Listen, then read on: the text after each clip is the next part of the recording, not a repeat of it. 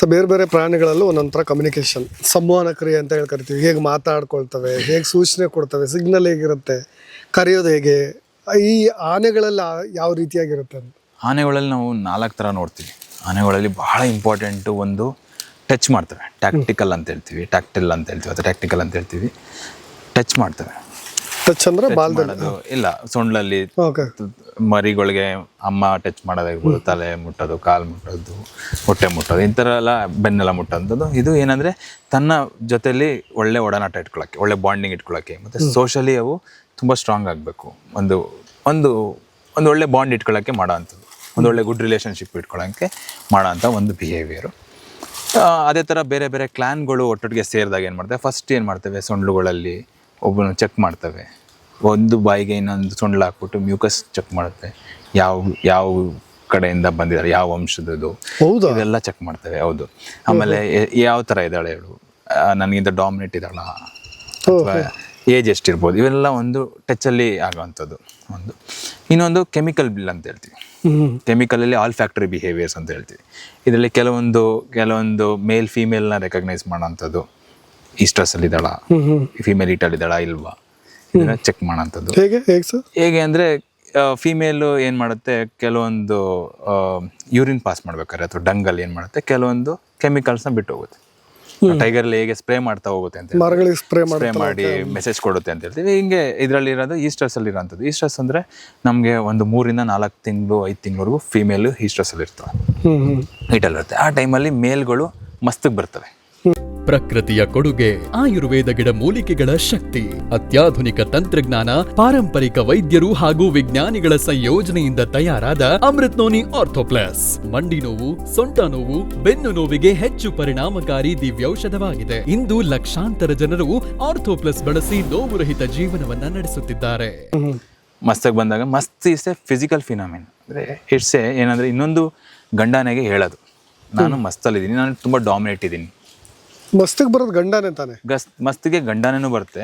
ಹೆಣ್ಣಾನೆಗಳಲ್ಲಿ stress ಅಲ್ಲಿ ಬರ್ತದೆ, temple ಗ್ಲ್ಯಾಂಡಲ್ಲಿ secretion ಆಗುತ್ತೆ. ಮಸ್ತ್ ಅಂತ ಕರೆಯಲ್ಲ ನಾವು, ಸ್ಟ್ರೆಸ್ ಆಗೋಂಥದ್ದು ಅಥವಾ ಲ್ಯಾಕ್ಟೇಟಿಂಗ್ ಮದರಲ್ಲಿ ಒಂದು ಮಸ್ತ್ ಗ್ಲ್ಯಾಂಡ್ ಅಲ್ಲಿ ಇದು ಬರುತ್ತೆ. ಅದ್ ಬಿಟ್ರೆ ಮಸ್ತ್ ಟಿಪಿಕಲಿ ಮಸ್ತ್ ಟೆಸ್ಟೋಸ್ಟೆರಾನ್ ಲೆವೆಲ್ ಜಾಸ್ತಿ ಆದಾಗ ಗಂಡನೆಗಳಲ್ಲಿ ಮಾತ್ರ ನೋಡ್ಲಿಕ್ಕೆ ಸಿಗುತ್ತೆ. ಕಿವಿ ಮತ್ತೆ ಕಣ್ಣುಗಳ ಮಧ್ಯ ಒಂದು ಸಣ್ಣ ಒಂದು ಟೆಂಪರಲ್ ಗ್ಲ್ಯಾಂಡ್ಸ್ ಇರುತ್ತೆ, ಅಲ್ಲಿ ಊಸಿಂಗ್ ಆಗುತ್ತೆ. ಅದ್ರಲ್ಲಿ ನಾವು ಪ್ರೀ ಮಸ್ತು, ಪೋಸ್ಟ್ ಮಸ್ತ್ ಪಿರಿಯಡ್, ಐ ಪೀಕ್ ಇವನ್ನ ಹೇಳ್ತೀವಿ. ಇದು ಮಸ್ತ್ ಬಗ್ಗೆ ಮಾತಾಡ್ಬೇಕಾದ್ರೆ. ಅದಲ್ದೇ ನೆಕ್ಸ್ಟ್ ಆಲ್ ಫ್ಯಾಕ್ಟ್ರಿ ಅಂತ ಹೇಳಿದ್ನಲ್ಲ ನಾನು, ಕೆಮಿಕಲ್ಸ್ ಲದ್ದಿಲಿ ನಿಮ್ಗೆ ಗೊತ್ತಾಗುತ್ತೆ ಎಷ್ಟು ದೂರದಲ್ಲಿದ್ದಾಳೆ. ಇದನ್ನ ಏನಾಗುತ್ತೆ, ಅದನ್ನ ಆ ಸ್ಮೆಲ್ನ ಒಂದು ಸೊಂಡ್ಲಲ್ಲಿ ತಗೊಂಡು ಏನ್ ಮಾಡುತ್ತೆ, ಬಾಯೊಳಗೆ ಇಟ್ಕೊಳ್ತವೆ. ಈ ಬಾಯೊಳಗೆ ಇಟ್ಕೊಂಡಾಗ ಏನಾಗುತ್ತೆ, ಇಲ್ಲಿ ಹೊರ್ಮೋನೋಸಲ್ ಆರ್ಗನ್ಸ್ ಅಥವಾ ಜಕೋಬ್ಸನ್ಸ್ ಆರ್ಗನ್ ಇರುತ್ತೆ. ಆ ಜಕೋಬ್ಸನ್ಸ್ ಆರ್ಗನ್ಗೆ ಟಚ್ ಮಾಡಿದಾಗ ಏನಾಗುತ್ತೆ, ಎಷ್ಟು ದೂರದಲ್ಲಿದ್ದಾಳೆ, ಎಷ್ಟು ಯಾವ ಏಜ್ ಇರ್ಬೋದು, ಇದಕ್ಕೆ ಸಂಗಾತಿ ಎಷ್ಟು ಏಜ್ ಇದೆ ಅಂತ ಅವೆಲ್ಲದು ಅನಾಲಿಸಿಸ್ ಮಾಡ್ತವೆ. ಎಲಿಫೆಂಟ್ ಅಲ್ಲಿ ಅಥವಾ ಎಲ್ಲ ಪ್ರಾಣಿಗಳಲ್ಲೂ ಅದು ನಡೆಯುತ್ತೆ. ಎಲಿಫೆಂಟ್ ಅಲ್ಲಿ ಸ್ವಲ್ಪ ಬಿಹೇವಿಯರ್ ಜಾಸ್ತಿ, ಮತ್ತೆ ಯೂರಿನ್ ಪಾಸ್ ಮಾಡಿದಾಗ ಇದು ಮೆಸೇಜ್ ಕೊಟ್ಟು ಬರುತ್ತೆ. ಏನಾಗುತ್ತೆ, ಫಿಮೇಲ್ ಒಂದು ಕವ್ ಅದರ ಮ್ಯಾಟ್ರಿಯಾಕ್ ಈಟಲ್ಲಿ ಇದ್ದಾಳೆ ಅಂತಂದಾಗ ಒಂದ್ ಕಡೆ ಹೋಗಿ ಯೂರಿನ್ ಪಾಸ್ ಮಾಡಿದಾಗ ಮೆಸೇಜ್ ಕೊಟ್ಟು ಬರುತ್ತೆ. ಅವಾಗ ಏನಾಗುತ್ತೆ, ಬೇರೆ ಕಡೆಯಿಂದ ಮೇಲ್ಸ್ಗಳು ಅಟ್ರಾಕ್ಟ್ ಆಗ್ತವೆ. ಅದರಲ್ಲಿ ಅವಾಗ ಅವಕ್ಕೆ ಮಸ್ತ್ ಟೈಮ್ ಇದಾಗುತ್ತೆ. ಮಸ್ತ್ ಟೈಮ್ ಒಂದು 6 to 7 months ವರೆಗೂ ಇರ್ತವೆ. ಬಿಕಾಸ್ ಡಾಮಿನೆನ್ಸ್ನ ತೋರಿಸ್ಬೇಕು ಇನ್ನೊಂದು ಗಂಡಾನೆಗಳಿಗೆ. ಇಲ್ಲ, ನಾನು ಇಷ್ಟು ದೊಡ್ಡವನಿದ್ದೀನಿ, ನಾನು ಏಜಲ್ಲಿ ಹೈರಾರ್ಕಿಲಿದ್ದೀನಿ, ದೊಡ್ಡವನಿದ್ದೀನಿ, ಒಳ್ಳೆ ಸೈಜ್ ಇದ್ದೀನಿ, ಒಳ್ಳೆದಂತ ಇದೆ, ಬಂದರೆ ಹೊಡಿತೀನಿ ಅಂತ ವಿತೌಟ್ ಫಿಸಿಕಲ್ ಪ್ರೆಸೆನ್ಸು ಇನ್ನೊಂದು ಗಂಡಾನೆಗಳಿಗೆ ಹೇಳೋಂಥ ಒಂದು ಬಿಹೇವಿಯರ್ ಮಸ್ತ್ ಟೈಮ್. ಈ ಮಸ್ತ್ ಟೈಮಲ್ಲಿ ಏನಾಗುತ್ತೆ, ಮಸ್ತ್ ಗ್ಲ್ಯಾಂಡಲ್ಲಿ ಒಂದು ಆಯಿಲ್ ಸೆಕ್ರೆಟ್ ಆಗುತ್ತೆ, ಟೆಂಪೋರಿನ್ಸ್ ಅಂತ ಹೇಳ್ತೀವಿ, ಅದು ಸೆಕ್ರೆಟ್ ಆಗುತ್ತೆ. ಇದನ್ನೇನು ಮಾಡ್ತವೆ, ನಾವು ಮರಗಳಿಗೆ ಹೋಗಿ ಉಜ್ತವೆ, ಬೇರೆ ಬೇರೆ ಮರಗಳು. ಈಗ ಏನು ಮಾಡುತ್ತೆ, ಈ ಫೀಮೇಲ್ ಇರೋಂಥ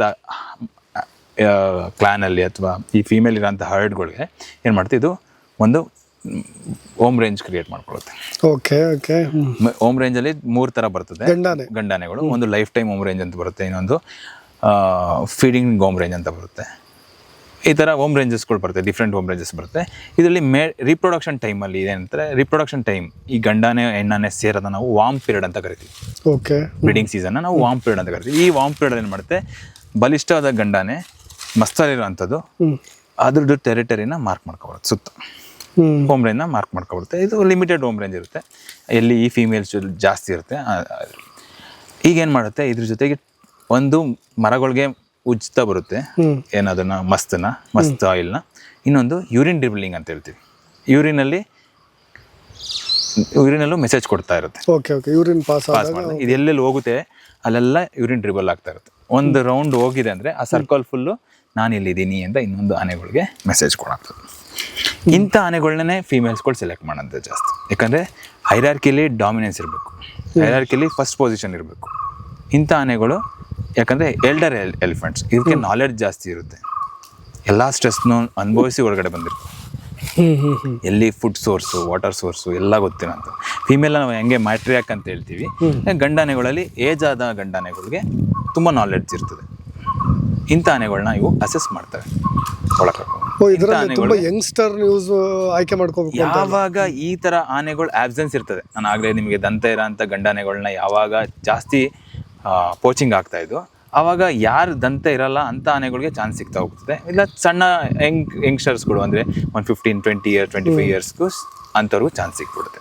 ಇಂಥ ಆನೆಗಳಲ್ಲಿ ನಾಲೆಡ್ಜ್ ಕಡಿಮೆ ಇರುತ್ತೆ. ಇಂಥ ಜೀನ್ಗಳು ಪಾಸ್ ಆದಾಗ ಏನಾಗುತ್ತೆ, ನೆಕ್ಸ್ಟ್ ನಮಗೆ ಕಾನ್ಫ್ಲಿಕ್ಟ್ಸಲ್ಲಿ ಇದನ್ನು ನಾವು ಫೇಸ್ ಮಾಡಬೇಕಾಗುತ್ತೆ. ಇದು ಮುಂದೆ ಮಾತಾಡ್ತೀವಿ ಕಾನ್ಫ್ಲಿಕ್ಟ್ಸ್ದು. ಇದಿಷ್ಟು ನಮ್ಮಲ್ಲಿ ಒಂದು ಇದಾಗೋದು. ಒಂದು ಮ್ಯಾಟ್ರಿಯಾಕ್ ಸೆಲೆಕ್ಟ್ ಮಾಡ್ತಾರೆ. ಈ ಒಂದು ಹರ್ಡಲ್ಲಿ ತಾನಿದ್ದಾಳೆ, ತನ್ನ ಮರಿಗಳಿದೆ, ಸಿಸ್ಟರ್ ಇದ್ದಾಳೆ, ಸಿಸ್ಟರ್ ಇದ್ದಾಳೆ, ಇವ್ರನ್ನೆಲ್ಲ ಒಟ್ಟಿಗೆ ಸಿಂಕ್ ಮಾಡಬೇಕು. ಸಿಂಕ್ರನೈಸ್ಡ್ ಮೇಟಿಂಗ್ ಅಂತ ಹೇಳ್ತೀವಿ, ಅಥವಾ ಮೇಟಿಂಗ್ ಬಿಹೇವಿಯರ್ ಅಂತ. ಈ ಸಿಂಕ್ರನೈಸ್ಡ್ ಮೇಟಿಂಗ್ ಬಿಹೇವಿಯರ್ ಆದರೆ ನಮಗೆ ಬೇಬಿ ಬೂಮ್ಸ್ ಒಟ್ಟೊಟ್ಟಿಗೆ ಒಂದು 10 ಮರಿಗಳು ನೋಡ್ತೀರಾ ನೀವು ಅಲ್ವಾ, ಒಂದು ಹರ್ಡಲ್ಲಿ 10 ಮರಿಗಳು. ಇದೆಲ್ಲ ಯಾಕೆ ಆಗುತ್ತೆ ಅಂದರೆ, ಒಂದು ಫುಡ್ ಸೋರ್ಸ್ ಚೆನ್ನಾಗಿರಬೇಕು. ಫುಡ್ ಸೋರ್ಸ್ ಚೆನ್ನಾಗಿದ್ದಾಗ ಅವಕ್ಕೆ ಏನಾಗುತ್ತೆ, ಫ್ಯಾಮಿಲಿ ಪ್ಲಾನಿಂಗ್, ರಿಪ್ರೊಡಕ್ಷನ್ನ ಯೋಚನೆ ಮಾಡ್ತಾರೆ, ಸ್ಟ್ರೆಸ್ ಇಲ್ಲದೆ ಇದ್ದಾಗ.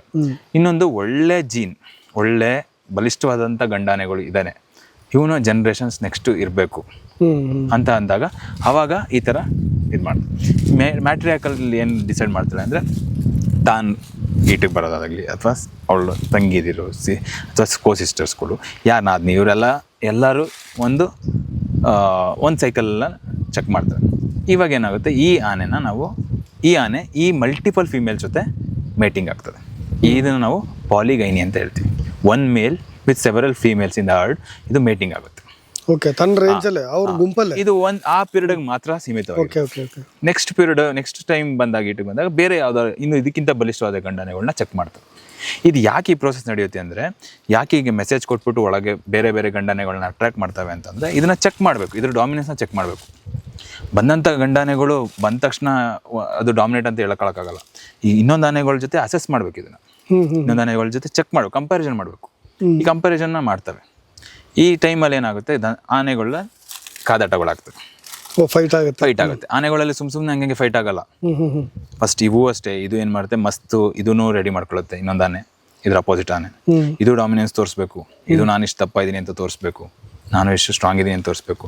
ಇದಾದ್ಮೇಲೆ ಇದು ಮಸ್ತ್ ಗ್ಲ್ಯಾಂಡ್ನ ಮಸ್ತ್ ಸೆಕ್ರೇಷನ್ ಆಗುತ್ತೆ, ಎಲ್ಲ ಕಡೆ ರಬ್ ಮಾಡ್ಕೊಬರುತ್ತೆ, ಇದು ಯೂರಿನ್ ಟ್ರಿಬಲ್ ಆಗ್ತಿರುತ್ತೆ. ಇದಾದ್ಮೇಲೆ ಏನಾಗುತ್ತೆ, ಎರಡು ಆನೆಗಳು ಈಕ್ವಲ್ ಅನ್ಸಿದಾಗ ಜೊತೆಲಿ ಬರ್ತವೆ.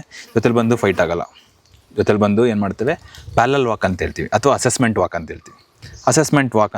ಅಸೆಸ್ಮೆಂಟ್ ವಾಕಲ್ಲಿ ಏನು ಮಾಡ್ತೇವೆ ಅಂದರೆ, ಎರಡು ಆನೆಗಳು ಪ್ಯಾರಲಲ್ ಆಗಿ ನಡೀತವೆ, ತುಂಬ ದೂರ ನಡೀತವೆ, ಅಸೆಸ್ ಮಾಡ್ತವೆ, ಬಾಡಿನ ಅಸೆಸ್ ಮಾಡ್ತವೆ. ಓ ಇವ್ನು ಇಷ್ಟು ಸ್ಟ್ರಾಂಗ್ ಇದ್ದಾನೆ, ಇಷ್ಟು ನನ್ನಷ್ಟೇ ಸೈಜ್ ಇದ್ದಾನೆ, ಪರವಾಗಿಲ್ಲ, ಇವ್ನು ನನ್ನಷ್ಟೇ ದಂತ ಇದೆ, ಸೊಂಡ್ಲು ನನ್ನಷ್ಟೇ ಇದೆ. ಇವೆಲ್ಲ ಅಸೆಸ್ ಮಾಡಾದ್ಮೇಲೆ ಎರಡು ಈಕ್ವಲ್ ಅನ್ಸ್ದಾಗ ಏನು ಮಾಡ್ತೇವೆ, ಫೈಟ್ ಆಗ್ತವೆ. ದಂತ ಇರೋ ಅಂಥ ಗಂಡಾನೆಗಳು ಮಧ್ಯ ಮತ್ತೆ ಇಲ್ಲ ದಂತ ಇಲ್ಲದೆ ಇರೋಂಥ ಮಕಾನಗಳು ಮತ್ತು ದಂತ ಇರೋ ಅಂಥ ಗಂಡಾನೆಗಳು ಫೈಟ್ ಆಗ್ತವೆ.